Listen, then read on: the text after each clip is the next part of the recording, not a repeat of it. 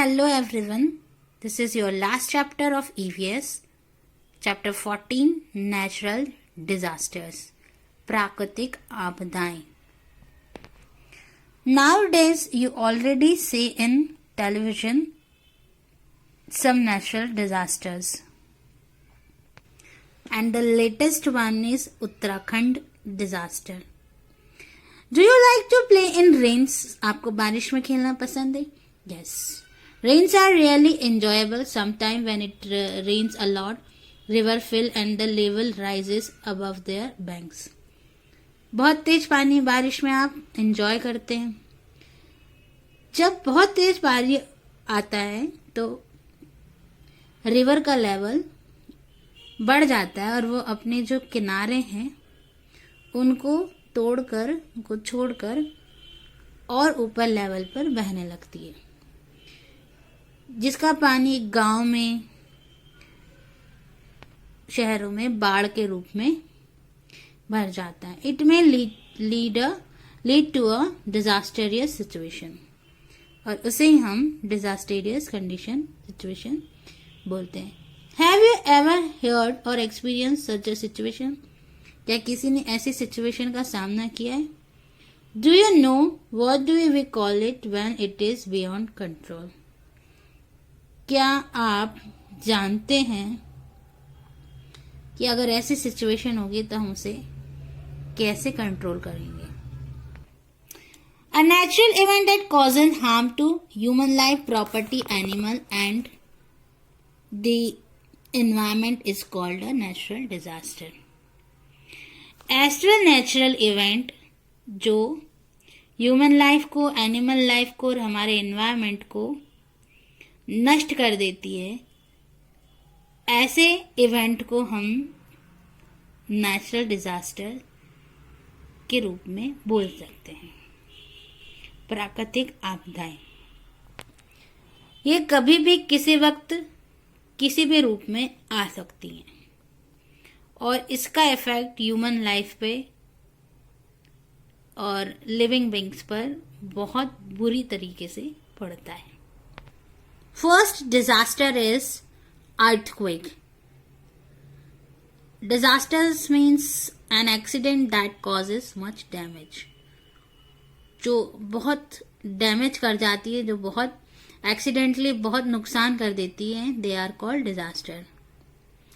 An earthquake is a sudden shaking of the ground caused by movement or vibration deep inside the earth.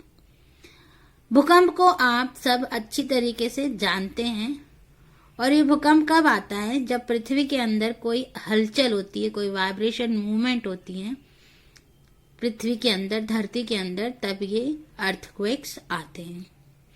These vibration release a large amount of energy and cause the ground of quake. Earthquake of high intensity often cause great destruction on Earth's surface. पृथ्वी के अंदर हुई हलचल, यानी जैसे आप किसी bottle के में भरे पानी को शेक करते हैं, ठीक उसी प्रकार से पृथ्वी के अंदर भी क्वायर होता है जो शेक हो जाता है, जिसकी वजह से हाई इंटेंसिटी वाले अर्थक्वेक्स आते हैं अर्थ सरफेस के ऊपर, और ये इतने खतरनाक होते हैं कि जनजीवन को अस्त व्यस्त कर देते हैं. ये अर्थक्वेक बनते कैसे हैं या आते कैसे हैं? अर्थ की जो अपर लेयर है, the upper layer of the earth crust is called, जो अपर लेयर होती है हम उसे क्रस्ट बोलते हैं, which is made up of rock plates. We already discussed in last chapter about layers of soil. In that crust, which is made up of rock plates, this layer of earth under the plates are hot in a molten state. ये layer अर्थ के अंदर एक गरम plate के रूप में molten state में रहती है, because the core below is extremely hot. This layer under the plates are constantly moving. ये लेयर कॉन्स्टेंटली मूव करती रहती है Usually movement cause the plates to slide smoothly against each other. However, at times the movement between the plate can be sudden, rising, giving rise to earthquake. The intensity of an earthquake is measured on a scale known as Richter scale. An earthquake is measured by an instrument called seismograph. इस seismograph की मदद से हम ये पता लगा सकते हैं कि अर्थक्वेक किस इंटेंसिटी से, किस गति से आया है या आने वाला है. The Richter scale was developed by Charles Richter in 1935. Richter scale की मदद से हम अर्थक्वेक की इंटेंसिटी का पता लगा सकते हैं और इसे 1935 में चार्ल्स रिचटर ने बनाया था या डेवलप किया था. Volcano. We all are already discussed about volcano in previous chapter. The word volcano comes from the name vulcan, the Roman god of fire. ये शब्द रोमन लिपि से लाया गया है जो वुल्कान के नाम से वोल्केनो के रूप में आया. Volcanoes occurs as the rock deep below the earth crust melt due to very high temperature and pressure. धरती के अंदर जो रॉक्स होते हैं डीपली, वो बहुत ही हाई टेम्परेचर और प्रेशर पर मेल्टेड फॉर्म में होते हैं और ये मोल्टन रॉक जब ब्लास्ट हो जाती है तो ज्वालामुखी के रूप में धरती से बाहर आ जाती है. और ये जो ज्वाला है, जब ज्वालामुखी के फटने से बाहर आता है तो उस ज्वाला को हम मैग्मा बोलते हैं. Some volcanoes are from under the sea. When the lava cool down, the area so formed look like a new Iceland. कुछ वोल्केनो समुद्र के बीच में या समुद्र के अंदर होते हैं जिनके फटने से एक नए आइसलैंड का इन्वेंशन हो जाता है. Based on the nature of eruption, volcanoes can be active, dormant or extinct. Volcanoes that have erupted in recent years and may erupt again anytime are called active volcanoes. जो ज्वालामुखी बार बार एक ही स्थान पर फटते हैं और हमेशा फटते रहते हैं, वो एक्टिव वोल्केनोज के रूप में जाने जाते हैं. Many active volcanoes can be found in the Pacific area. Pacific area में ऐसे वोल्केनोज को बहुत ज्यादा देखा गया है. Famous active volcanoes are mount Vesuvius, mount Etna, mount Erebus and mount Fuji. The barren island is the only active volcano in the Indian subcontinent. It is located in the Andaman and Nicobar Island. भारत में अंडमान और Nicobar island में active volcano है the barren island के नाम से. Next disaster is tsunami. Pronounce tsunami is also known as tidal wave or storm wave. A tsunami is caused by an undersea earthquake or by a hurricane or cyclone. These waves from the sea come rolling toward the shore. They cause destruction on the seashore within seconds.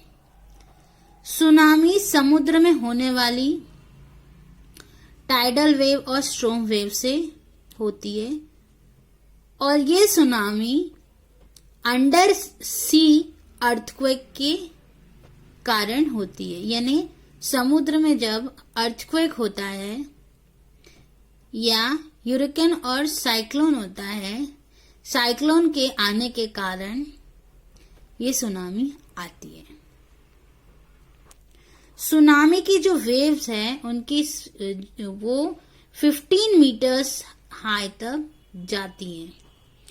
These gained wave travel at a speed up to 800 kilometre high और ये भयानक tides 800 kilometre प्रति घंटे की speed से आती है, जिसका रिजल्ट ये होता है कि ये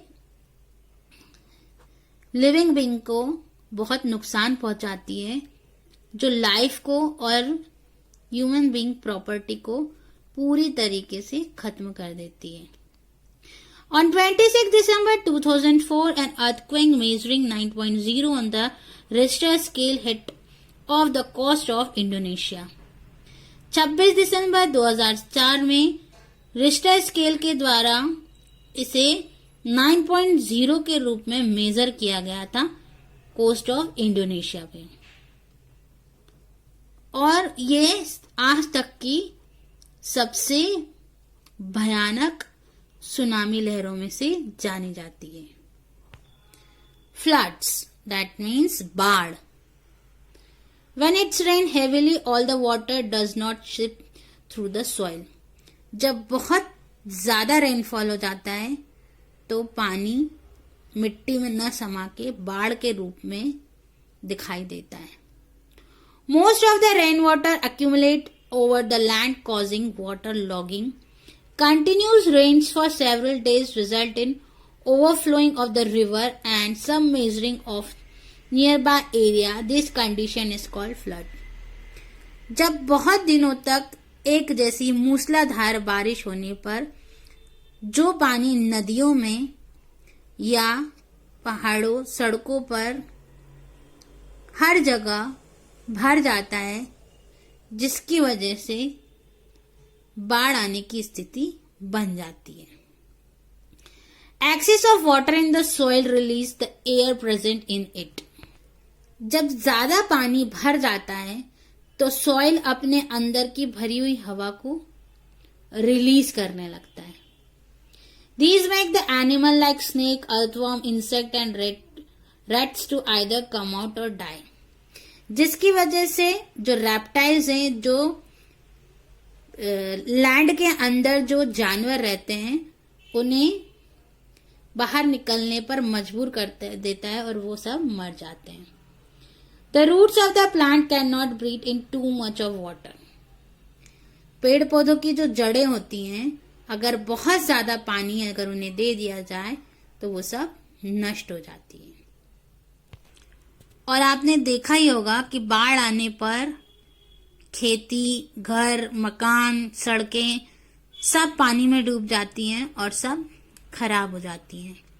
गांव के कच्चे हाउस, है ना, और मिट्टी की जो फर्टिलिटी है वो भी खत्म हो जाती है, जिसकी वजह से सॉइल इरोजन होता है। Last is drought. Heavy rainfall होने पे बाढ़ आ जाती है और जब बारिश बिल्कुल नहीं होती है तो सूखा पड़ जाता है। When a particular area receive no rain or less rain than normal for a long period, it is said to be affected by drought. ऐसे पर्टिकुलर एरिया जहां पे या तो बारिश हुई ही ना हो या बहुत कम मात्रा में बहुत लंबे समय से ऐसा चल रहा हो, तो वो एरिया सूखाग्रस्त कहलाता है। However, it is not only the lack of rainfall that causes drought, but hot, dry wind, very high temperature and evaporation of moisture from the soil can also result in drought-like condition. ये सिर्फ बारिश ना होने के कारण ही नहीं, बल्कि ज्यादा इवेपोरेशन हो जाने से या टेम्परेचर के बढ़ने से या तेज गर्म हवाओं के चलने से भी ऐसी स्थिति बन जाती है। India has faced 3 major drought in the 20th century. 20वीं सदी में इंडिया ने ऐसे 3 ड्राउट्स को फेस किया है। 1904 से 1905 के बीच में, 1965 से 66 के बीच में और 1986 से 87 के बीच में ऐसे ड्राउट्स को इंडियन कंट्री में फेस किया जा चुका है, जिसकी वजह से भारत पे इसका बहुत बुरा इफेक्ट पड़ा था। Cutting trees on large scale and clearing forest for developing towns and industries are the major causes of droughts. जो हमें अपने जंगलों को नष्ट करते जा रहे, ट्रीज को कट करते जा रहे हैं, फिर वहां पे हम इंडस्ट्रीज लगाते जा रहे हैं, ये एक मेजर कॉज है ड्राउट्स होने का, सूखा पड़ने का ये सबसे बड़ा कारण है। So this is all about your lesson 14 natural disaster. इसके साथ आपका ईवीएस का कोर्स कंप्लीट हो गया। So students, bye.